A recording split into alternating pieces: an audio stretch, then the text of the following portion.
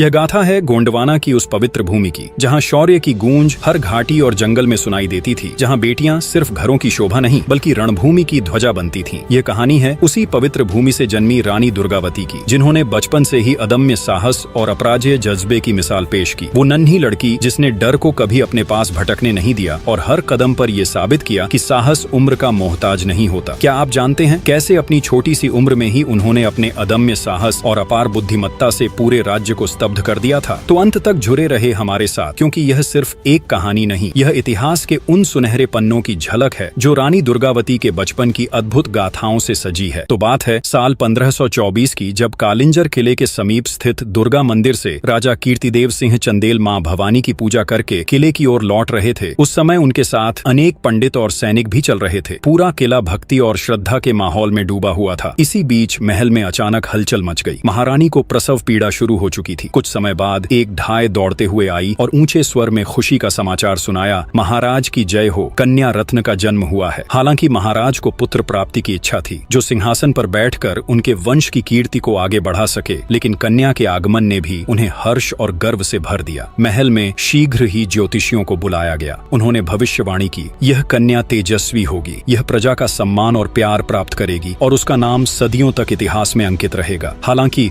उसका जीवन सुख और दुख का अद्भुत मिश्रण रहेगा। तभी एक पंडित जो राजा के साथ मंदिर से लौटा था, उसने सुझाव दिया, महाराज, इस कन्या का जन्म पवित्र दुर्गा अष्टमी के दिन हुआ है, अतः इसका नाम दुर्गावती रखना उपयुक्त होगा। इस प्रकार 5 अक्टूबर 1524 को उत्तर प्रदेश के बांदा जिले के कालिंजर किले से इस वीरांगना की अद्भुत गाथा का प्रारंभ हुआ। दुर्गावती धीरे धीरे अपने माता पिता के स्नेह और मार्गदर्शन में बड़ी हो रही थी, लेकिन उस समय का कालखंड साधारण नहीं था। 1530 के आसपास कालिंजर के नजदीक वह समय था जब हिंदू राजाओं का आत्मसम्मान जैसे खो चुका था। अधिकांश राजा मुगलों के इशारों पर चलने लगे थे और साहस जैसे कहीं दफन सा हो गया था। ऐसे ही समय में दुर्गावती का बचपन कालिंजर की भूमि में खेलता हुआ बड़ा हो रहा था। उसकी किशोरावस्था में बहुत सी बहादुरी की कहानी है। ऐसे ही जब वह 10 वर्ष की नन्ही आयु में थी, एक शाम का समय था। बाजार में हलचल और चहल पहल थी। दुर्गावती अपने घुड़सवारी प्रशिक्षक के साथ बाजार घूमने निकली। जैसे ही वह अपने अश्व पर सवार होकर आगे बढ़ी, बाजार में भगदड़ मच गई। चारों ओर लोग चिल्ला रहे थे, बचो बचो। दुर्गावती ने देखा कि एक मदमस्त हाथी बेकाबू होकर दौड़ता हुआ आ रहा है। उसकी विशालता और उग्रता देखकर लोग भयभीत होकर भागने लगे। महावत ने हाथी को रोकने की भरपूर कोशिश की, लेकिन वह अंकुश की परवाह किए बिना और तेज दौड़ता गया। यह देख दुर्गावती के मन में उत्सुकता जागी। अपने अश्व को तेज करते हुए वह हाथी के पीछे बढ़ गई। जब महावत ने किसी तरह हाथी को रोक लिया और उसे जंजीर से बांधने की कोशिश करने लगा, तभी दुर्गावती ने अश्व से उतरकर महावत के पास जाकर कहा, चाचा, मैं इस हाथी पर सवारी करूंगी। तब महावत चौंक कर बोला, बिटिया, यह जंगली हाथी है, ये सवारी के योग्य नहीं है। मैं आपके लिए दूसरा हाथी लाता हूँ। दुर्गावती ने मुस्कुराते हुए उत्तर दिया, हाथी ही तो है, क्या यह हमारे इशारों पर नहीं चलेगा? मुझे इसे ही चलाना है। महावत ने लाख समझाने की कोशिश की, लेकिन दुर्गावती ने जिद नहीं छोड़ी। आखिरकार महावत ने हार मान ली। दुर्गावती ने निडर होकर हाथी के पास जाकर उसे बैठने का इशारा किया। यह देख सभी चकित रह गए कि हाथी, जो कुछ समय पहले तक उग्र था, दुर्गावती के सामने शांत हो गया। वह तुरंत बैठ गया और अपनी सूंड हिलाते हुए जैसे खुशी जाहिर कर रहा था। दुर्गावती बिना किसी भय के हाथी पर चढ़ गई। जैसे ही वह बैठी, हाथी खड़ा हो गया और मानो उसे सैर कराने निकला। वह मस्ती में सूंड हिलाता और बीच बीच में दुर्गावती के हाथों का स्पर्श करता। यह दृश्य देखकर बाजार में मौजूद लोग अवाक रह गए। महावत ने अंततः कहा, बिटिया, आप देवी हो, आपने इस उदंड हाथी को खिलौना बना दिया। दुर्गावती मुस्कुराई और बोली, हाथी हमारे सैनिक और देवता दोनों हैं, भला हमें इनसे क्या डर? तब लोगों ने उस दिन देखा कि जिस हाथी ने कुछ समय पहले बाजार में दहशत फैलाई थी, वही अब दुर्गावती के इशारों पर चल रहा था। यह नन्ही बालिका अपने साहस और शौर्य से सबके लिए प्रेरणा बन गई। बाजार में हर कोई एक ही बात कह रहा था, यह कोई साधारण बच्ची नहीं, यह साक्षात गजवाहिनी दुर्गा है। दुर्गावती चाहती थी यह घटना को प्रजा उनके पिता तक न पहुंचाए, किंतु कीर्ति तो कौमुदी है। जब चांद निकलता है तब चांदनी दिखाई दे ही देती है। महाराज कीर्तिदेव सिंह पुत्री की गाथा सुनकर बोले, दुर्गावती एक दिन देवी दुर्गा की जैसी ही पूजी जाएगी। इसके हर कार्य साहस से भरे होते हैं। ऐसे ही एक और बहादुरी का किस्सा है। एक शाम दुर्गावती दुर्गावती किले के प्रांगण में धनुष बाण का अभ्यास कर रही थी। आकाश में पक्षियों का झुंड उड़ रहा था और वातावरण शांत था। तभी उसने देखा कि एक बाज ने अचानक नीचे झपट्टा मारा और एक छोटे पक्षी को पकड़ने की कोशिश की। छोटा पक्षी तेजी से भागकर एक झाड़ी में छिप गया। बाज कुछ देर आसमान में मंडराता रहा और फिर से उस पक्षी पर झपट पड़ा। यह दृश्य दुर्गावती से देखा नहीं गया। उसने तुरंत अपने धनुष पर बाण चढ़ाया और बाज पर निशाना साधकर छोड़ा। बाण बिजली की तरह सीधा जाकर बाज की गर्दन में लगा और बाज वहीं धराशायी हो गया। यह देख पास खड़े उनके गुरु ने कहा, राजकुमारी, आपकी विद्या में तो गुरु भी शिष्य बन जाए। दुर्गावती की शिक्षा घर में ही प्रारंभ हुई। उनको पढ़ाने के लिए एक गुरुजी नियमित आते थे। भाषा, राजनीति, संस्कृत तथा अन्य उपयोगी शिक्षा प्रदान करते थे। साथ ही शौर्य, पराक्रम, घुड़सवारी, तलवारबाजी, तैराकी आदि की शिक्षा का भी समुचित प्रबंध था। दुर्गावती स्वयं भी शारीरिक शिक्षा में निपुण थीं। जहां पर वह 13 वर्ष की अवस्था में वाल्मीकि रामायण को पढ़ लेती थीं, तो वहीं पर तलवारबाजी में उसके सामने अच्छे योद्धा नहीं टिकते थे। ऐसे ही एक दिन राजकुमारी दुर्गावती ने सुना कि समीप के गाँव में एक बाघ ने कई लोगों पर हमला किया है। तब उसने महाराज से कहा, पिताजी, मुझे उस बाघ का शिकार करने की अनुमति दीजिए। महाराज, जो अपनी पुत्री की निडरता से परिचित तो थे, परंतु चिंतित हो गए। उन्होंने कहा, बेटी, अभी तुम्हारी आयु बाघ का सामना करने योग्य नहीं है। मैं स्वयं शिकार के लिए जाऊंगा, लेकिन तुम मेरे साथ देखने चल सकती हो। इसके बाद महाराज शिकार दल के साथ गांव की ओर रवाना हुए और दुर्गावती भी उनके साथ गई। उस समय रामचेरी राजकुमारी दुर्गावती की सबसे अच्छे सहेली और साथी में से एक थी। हर समय उनके साथ रहती थी। गाँव पहुँचने पर एक मचान तैयार किया गया और शिकार के लिए बकरी को बांधा गया। दुर्गावती और रामचेरी को एक ऊंचे मचान पर बैठा दिया गया ताकि वे शिकार का दृश्य देख सकें। कई घंटे बीत गए, लेकिन बाघ का कोई अता पता नहीं था। सबकी आंखों में थकान झलकने लगी। दुर्गावती को यह प्रतीक्षा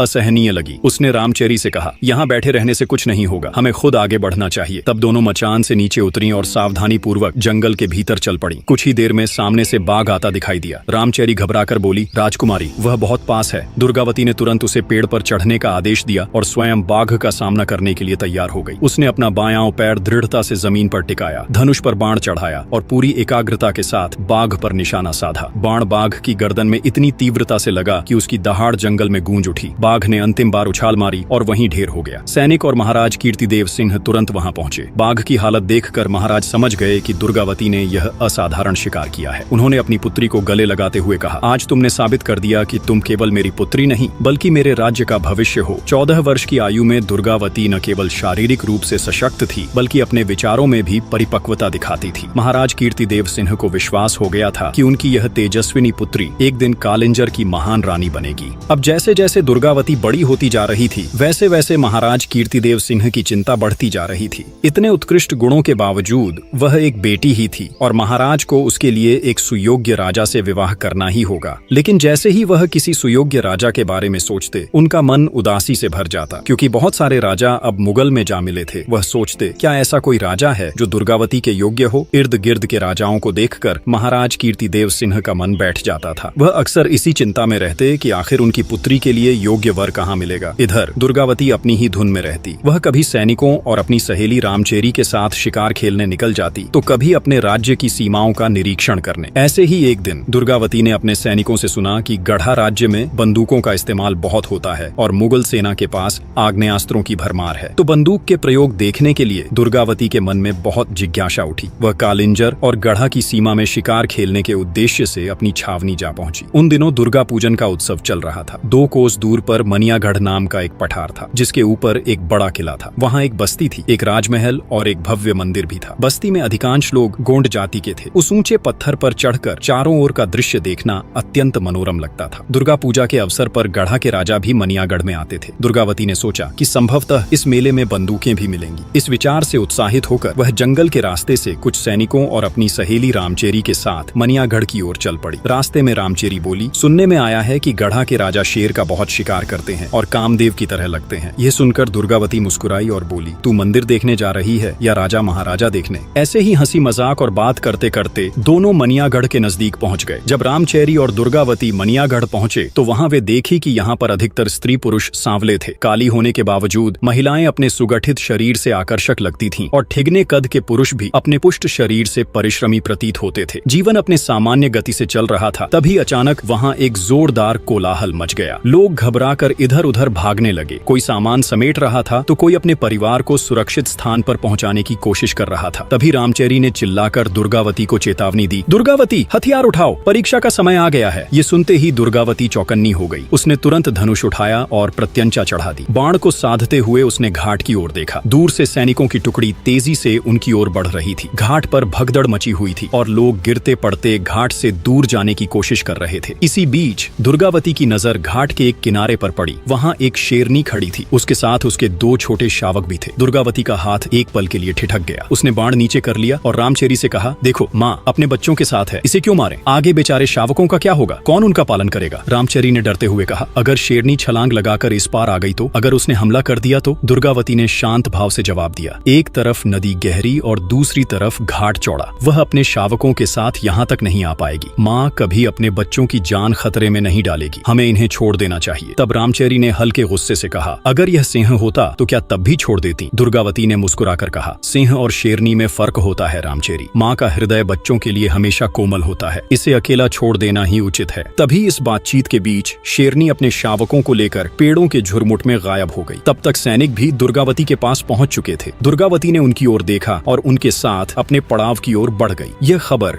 जैसे ही महाराज कीर्तिदेव सिंह तक पहुंचा, वह तुरंत मनियाघर की ओर रवाना हो गए। इधर पड़ाव में दिन ढलते ही दुर्गावती और रामचेरी अपने कक्ष में विश्राम करने चली गईं। दोपहर की शेरनी और उसके बच्चे ने ऐसा माहौल बना दिया था कि नींद दूर दूर तक नजर नहीं आ रही थी। बाहर जंगल शांत था, लेकिन दुर्गावती का मन बेचैन था। रामचेरी, जो दुर्गावती के पास लेटी थी, अपनी चंचलता से बाज नहीं आई। उसने अपनी चुप्पी तोड़ी और कहा, राजकुमारी, किस गूढ़ विचार में डूबी हो? किस तत्व पर यह गंभीर मंथन चल रहा है? दुर्गावती ने खिड़की से बाहर जंगल की ओर देखते हुए कहा, मैं केन नदी की उस अद्भुत सुंदरता को याद कर रही हूँ। उसकी लहरें, उसकी ठंडक और वह शांतिपूर्ण प्रवाह, सब कुछ कितना दिव्य लगता है। तभी रामचेरी ने मुस्कुराते हुए बोली, शेरनी के वे दूधिया शावक, क्या वे तुम्हारे ख्यालों में नहीं है? कितने निश्चिंत और निडर होकर माँ के साथ उछल कूद कर रहे थे। सचमुच माँ तो भगवान होती है। और फिर कैसे वह शेरनी अपने शावकों को लेकर पेड़ों के झुरमुट में गायब हो गई। सोचो, क्या उन मासूम शावकों को पता होगा कि एक दिन वे ऐसे सिंह बनेंगे जिनकी एक दहाड़ से पूरा जंगल थर्रा जाएगा? शावकों को यह एहसास नहीं होगा कि वे एक दिन खतरनाक राजा बनने वाले हैं। यही तो है बचपन का सौंदर्य। हर खूंखार सिंह का भी एक दुलारा बचपन होता है। दुर्गावती ने हल्की झुंझलाहट के साथ कहा, तो तू जंगल में मुझे शिक्षा देने आई है क्या? तभी रामचेरी बोली, तो क्या कोई गंभीर योजना बना रही हो राजकुमारी, अपने आने वाली भविष्य का, जो मेरी बातें बुरी लग रही है? दुर्गावती ने उसकी ओर गहरी नजर से देखा और कहा, चुप हो जाएगी या कुछ और बोलने का इरादा है? तब रामचेरी ने गंभीर होकर जवाब दिया, ओह, क्या अब इस पड़ाव में चुप्पी का कोई नया नियम लागू हो चुका है जिसका मुझे अभी तक पता नहीं है? दुर्गावती उसकी बातों को अनसुना कर खिड़की से बाहर झांकती रही। फिर कुछ क्षण बाद उसने धीरे से कहा, रामचेरी, पिताजी नाराज हैं। रामचेरी ने चौंकते हुए पूछा, महाराज, आखिर क्यों नाराज हैं? तुमसे कोई गलती हो गई है क्या? तब दुर्गावती बोली कि उस बुढ़ू राजा को लेकर रामचेरी, जो हमेशा मजाक का कोई मौका नहीं छोड़ती थी, इस बात पर खिलखिलाकर हंस पड़ी और दुर्गावती के पास लिपटते हुए बोली, अच्छा, वही राजा सरकार जिन्होंने तुम्हें विवाह का प्रस्ताव भेजा था? दुर्गावती ने उसे घूरते हुए कहा, बहुत न उछल। रामचेरी ने अपनी हंसी रोकते हुए बोली, किसने कहा कि हमारे होने वाले जीजा सरकार बुढ़ू हैं? दुर्गावती ने झल्लाकर जवाब दिया, बुढ़ू का नक्शिक वर्णन तो मैंने तेरी ही जलती जुबान से सुना था। रामचेरी ने शरारती मुस्कान के साथ कहा, अच्छा, तो अब फिर से सुनने की इच्छा है क्या? चल सुन ले, पर जोर जोर से, ताकि आपके पिता भी पर्दे के पीछे से भी सुन ले। तब दुर्गावती ने उसकी इस बात पर सिर पकड़ लिया और कहा, चुप रहेगी या नहीं? लेकिन रामचेरी कहाँ रुकने वाली थी। वह तो दुर्गावती को छेड़ने का कोई मौका नहीं छोड़ती थी। उसने नाटकीय अंदाज में कहना शुरू किया, तो सुनो राजकुमारी, राजा साहब बहुत बड़े जमींदार हैं। उनके पास हजारों खेत हैं और भैंसों का कारोबार ऐसा है, उनकी 4 रानियां पहले से ही राजमहल में विराजमान हैं। उनमें से 2 ने तो माला झपकर राजमहल को पूरी तरह आध्यात्मिक बना दिया है। दुर्गावती ने बीच में ही व्यंग्य भरे स्वर में कहा, और कुछ? अब बस भी कर। रामचेरी ने उसकी बात अनसुनी कर दी और बोलती रही, राजा साहब बड़े लज्जालू भी हैं। आगे के दांत गिर गए हैं तो बात करते वक्त मुंह छुपाते हैं। सोचो कितना शर्माने वाला राजा है। ये सुनकर दुर्गावती ने गुस्से से कहा, दांत भी नहीं है? तभी रामचेरी ने शरारत भरे अंदाज में कहा, अरे, उनके दांत हिलकर नहीं टूटे,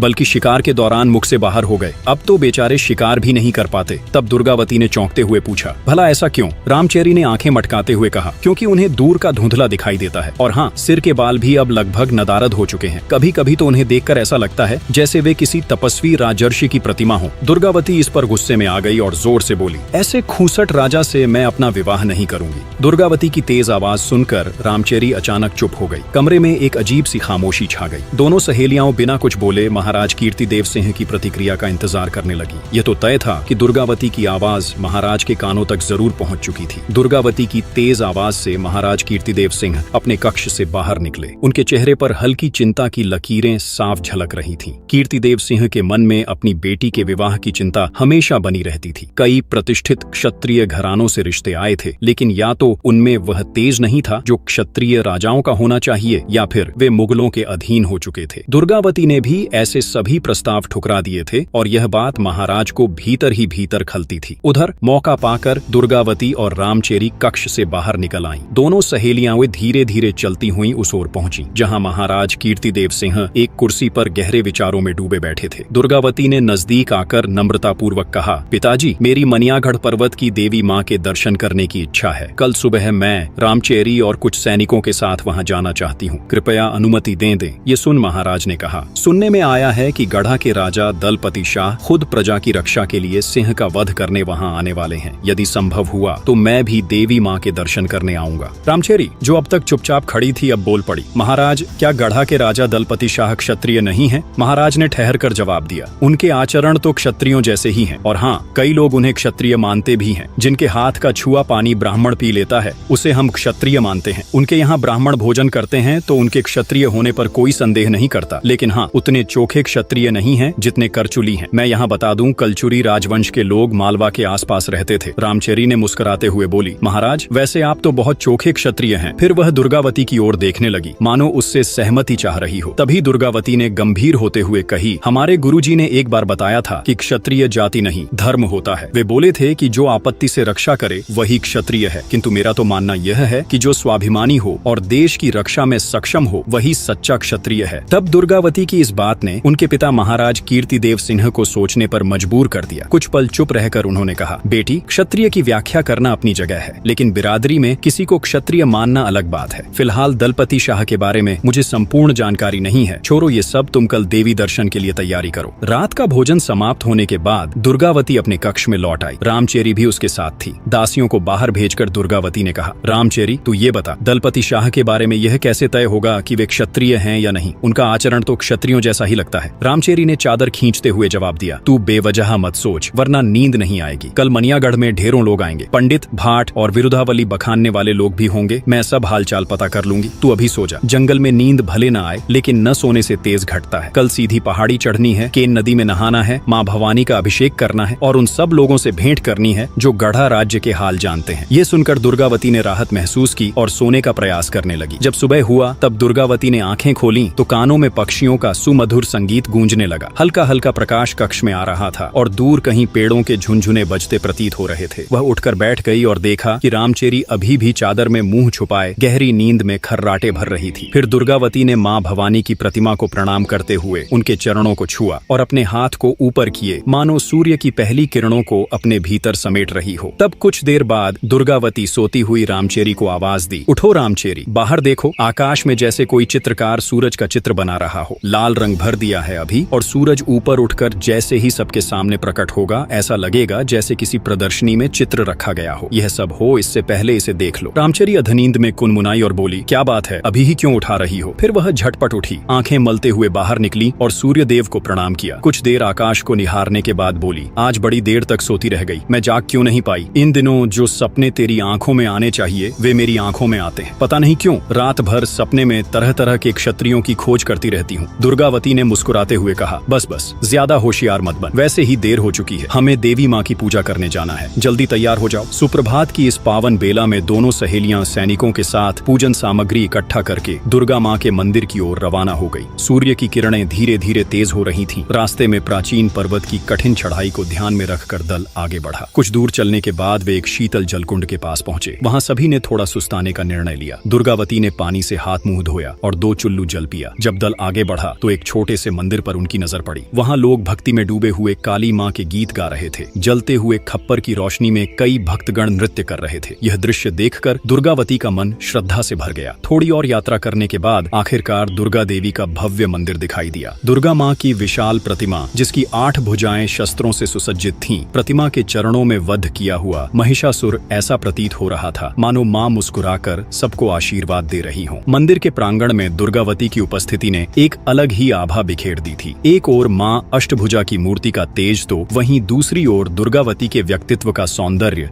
जैसे एक दूसरे के पूरक लग रहे थे। भक्तगण कभी मां अष्टभुजा की ओर निहारते तो कभी दुर्गावती की ओर। ऐसा प्रतीत हो रहा था मानो दोनों में कोई भेद नहीं बल्कि दोनों एक ही स्वरूप की प्रतिछाया हों। मां अष्टभुजा की पूजा करके दुर्गावती और रामचेरी पहाड़ी के मंदिरों से निकलने के बाद वहां एक जंगल के रास्ते महादेव और भैरव बाबा का दर्शन करने के लिए निकल गई। जंगल के कठिन रास्ते में उनके साथ कुछ सैनिक भी थे जो उन्हें घेर कर उनकी सुरक्षा का ध्यान रख रहे थे। चलते चलते दुर्गावती ने कुछ क्षणों के लिए रुककर रामचेरी से पूछा, मेरी धनुष बाण कहाँ है? एक सैनिक तुरंत आगे बढ़ा और उनके धनुष बाण लेकर आया। दुर्गावती ने अपने धनुष को कसकर धारण किया और अपने कंधे पर टूनीर बांधकर वीर वेश में आगे बढ़ी। रामचेरी ने मुस्कुराते हुए कहा, अब आप दुर्गा माँ का स्वरूप लग रही हैं। अभी तक तो आप दुर्गा की भक्त दिखाई दे रही थीं। थोड़ा और आगे बढ़ने पर जंगल की एक घनी छाया के नीचे वह रुकी। पीछे के सैनिक और दासियां कुछ दूरी पर थीं। तभी अचानक बाईं ओर के झाड़ियों से तेज आवाज सुनाई दी। ऐसा लग रहा था जैसे कोई भारी जानवर झुरमुट से निकल कर आ रहा हो। आवाज के साथ साथ दूर से कुछ लोगों के शिकार के हांके की ध्वनि भी साफ सुनाई दे रही थी। तब दुर्गावती सतर्क हो गई। उसने अपने तूनीर से एक नुकीला बाण निकाला और धनुष पर बाण को चढ़ाते हुए बोली, रामचेरी, घबराने की जरूरत नहीं, मैं हूं ना, मेरे बाणों के सामने कोई भी टिक नहीं सकता। कुछ ही क्षणों में एक लंबा और बलशाली नर शेर झाड़ियों से निकलकर सामने आ गया। शेर के गरजने से पूरा जंगल गूंज उठा। दुर्गावती ने अपनी आंखों में अदम्य साहस भरते हुए धनुष की डोरी खींची और पूरी ताकत से बाण को छोड़ा। बाण बिजली की गति से निकलकर शेर की गर्दन में धंस गया। शेर दर्द से कराहता हुआ गिरने लगा। तभी जंगल के दूसरी ओर से कुछ हलचल हुई। घोड़ों की टापों और पैरों की आवाज के साथ एक शिकारी पुरुष और उसके पीछे चल रहे कई लोग वहां पहुंचे। वे सब चुप होकर दृश्य को देख रहे थे। उनमें से एक ने कहा, महाराज, आपने तो अद्भुत पराक्रम दिखाया। इतने विशाल शेर का वध केवल एक बाण में कर दिया। शिकारी पुरुष, जो स्पष्ट रूप से उनके समूह का नेता प्रतीत दिखाई दे रहा था, वह शेर के समीप गया। उसने ध्यान से देखा कि शेर की गर्दन में 2 बाण धंसे हुए थे। उसने गहरी सांस ली और कहा, पर मैंने तो केवल एक ही बाण चलाया था, यह दूसरा बाण और किसने चलाया? उसी समय उसकी नजर एक युवती पर पड़ी जो धनुष खींचे तैयार खड़ी थी। उसका तेजस्वी रूप को देखकर वह कुछ क्षण स्तब्ध रह गया। फिर बोला, देवी, आपने तो अद्भुत कौशल दिखाया है। मेरे बाण से यह शेर मर नहीं सकता था। इसका सारा श्रेय आपके साहस को जाता है। कृपया अपना परिचय दें। दुर्गावती ने उसकी ओर गहरी नजरों से देखा और कहा, पहले आप अपना परिचय दीजिए। कौन हैं आप जो इस जंगल में शिकार कर रहे हैं? पुरुष ने विनम्रता से सिर झुकाया और कहा, देवी, मैं गोंडवाना का सेवक दलपति शाह हूँ। दुर्गावती ने उसकी बात सुनकर हल्का सा मुस्कुराते हुए कही, अच्छा, तो आप यहाँ के महाराज हैं, फिर इस बात को छिपा क्यों रहे हैं? दलपति शाह ने सिर झुकाते हुए कहा, क्षमा करें देवी, मैं स्वयं को हमेशा अपनी प्रजा का सेवक मानता हूँ। राजपद मेरे लिए केवल एक उत्तरदायित्व है। क्या मैं आपका परिचय जानने का सौभाग्य प्राप्त कर सकता हूँ? दुर्गावती ने गर्व भरे स्वर में उत्तर दिया, मैं कालिंजर के महाराज कीर्तिदेव सिंह की पुत्री हूँ। लोग मुझे दुर्गावती के नाम से जानते हैं। मैं यहाँ मां दुर्गा की पूजा के लिए आई थी। आपने शेर का वध करके मेरी प्रजा की रक्षा की है, इसके लिए मैं आपकी आभारी हूँ। दलपति शाह ने आदर पूर्वक कहा, देवी, यह तो आपकी विनम्रता है। वस्तुतः आपके बाण ने ही शेर को घातक चोट पहुंचाई थी। मैंने तो केवल इसे अपने बाण से नियंत्रित किया। शेर को मारना आवश्यक था क्योंकि यह मेरी प्रजा के लिए बड़ा खतरा था। फिर दुर्गावती ने रामचेरी और सैनिकों की ओर देखा और फिर दलपति शाह से कहा, मुझे आज अपने पड़ाव पर लौटना है और भोले बाबा का दर्शन भी करना है। दलपति शाह ने विनम्र स्वर में पूछा, क्या आपका अश्व साथ में नहीं है देवी? दुर्गावती ने शांत भाव से उत्तर दिया, मैं केवल पूजा करने के लिए निकली थी, अतः अश्वारोहण को स्थगित रखा था। हमारा पड़ाव पास ही है। यदि आप वहां आना चाहें तो आपका स्वागत है। दलपति शाह ने तुरंत उत्तर दिया, यदि आप मेरे अश्व पर सवारी करना स्वीकार करें तब आपका स्वागत करना मेरे लिए सौभाग्य होगा। दुर्गावती ने मुस्कुराते हुए बोली, मेरा मन आज अश्वारोहण का नहीं है, किंतु आपका अश्व निश्चित ही दर्शनीय है। दलपति शाह ने गर्वित स्वर में कहा, यह ऊंची प्रजाति का अश्व है देवी, इसकी गति और शक्ति अद्वितीय है। दुर्गावती मन ही मन विचार करने लगी। जाति, प्रजाति और ऊंच नीच की यह समस्या अब तक पीछा नहीं छोड़ रही। फिर उन्होंने दलपति शाह की ओर देखा और गंभीर स्वर में कहा, महाराज, कभी आपके इस अश्व को अवश्य देखूंगी, फिलहाल मुझे अनुमति दें। यह कहते हुए दुर्गावती ने दलपति शाह की ओर एक बार फिर देखा, मानो उनके चेहरे को अपने मन में अंकित कर रही हो। इसके बाद वह बिना कोई और बात किए अपने पड़ाव की ओर बढ़ गईं। उनके पीछे रामचेरी और सैनिक भी चल पड़े। दलपति शाह वहीं खड़े रह गए। उनकी आंखें दुर्गावती के तेजस्वी व्यक्तित्व पर ही स्थिर थीं। जब तक दुर्गावती पेड़ों की ओट में छिप नहीं गईं, दलपति शाह की नजरें उनका पीछा करती रहीं। उनके जाने के बाद उन्होंने गहरी सांस ली और अपने सेवकों की ओर देखते हुए उन्होंने कहा, शेर का शिकार तो राजकुमारी दुर्गावती ने किया, लेकिन उन्होंने उसका श्रेय मुझे देकर अपनी विनम्रता दिखाई। उनके जैसा अद्वितीय साहस और सौम्यता मैंने अपने जीवन में कभी नहीं देखी। उनकी यह पहली भेंट भविष्य की कई कहानियों की नींव रख रही थी, जहां वीरता और कर्तव्य की मिसालें आने वाले समय में घड़ी जाने वाली थीं। आगे के भाग में हम जानेंगे कि कैसे रानी दुर्गावती दलपति शाह की अर्धांगिनी बनी और कैसे उन्होंने एक रानी के रूप में गोंडवाना के लिए हर विपत्ति का साहस पूर्वक सामना किया, कैसे उनका नेतृत्व गोंडवाना को समृद्धि की ओर ले गया और कैसे उनकी वीरता ने उन्हें अकबर जैसे बलशाली सम्राट से टकराने का साहस दिया। तब तक आपसे एक विशेष निवेदन है, कमेंट करके जरूर बताएं कि रानी दुर्गावती की इस प्रेरणादायक गाथा के बाद आप किस वीर या वीरांगना की कहानी सुनना चाहेंगे। और यदि आप बुंदेलखंड के अमर योद्धाओं आल्हा उदल की गाथा सुनना चाहते हैं तो स्क्रीन पर दिख रहे वीडियो पर जरूर क्लिक करें। वीडियो देखने के लिए आपका बहुत बहुत धन्यवाद। अगले शनिवार के दिन फिर मिलेंगे एक और ऐतिहासिक गाथा के साथ। तब तक आप अपना ख्याल रखिए।